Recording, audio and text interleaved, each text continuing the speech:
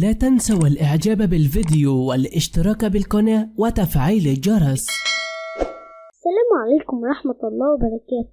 النهاردة معانا فيديو جديد محزن جدا عن باريس أردوغان. نقل اليوم الممثل التركي الشهير باريس أردوغان إلى المستشفى، وبكى عليه التركيين ومنهم من بكت ديما عليه وبكى الملايين عليه، حيث أن باريس أردوغان ممثل تركي هو أيضا سفير الحسنى من قبل جمعية الحياة بدون سرطان في تركيا. تاريخ ومكان الميلاد 9 أكتوبر 1987.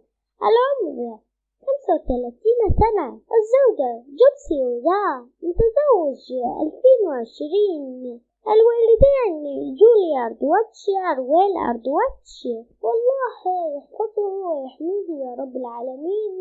اللهم ابعد عنه كل شر وعافيه واعفي عنه. وهو لم ينقل إلى المستشفى بل كانت إشاعة هذه، وبكى الملايين.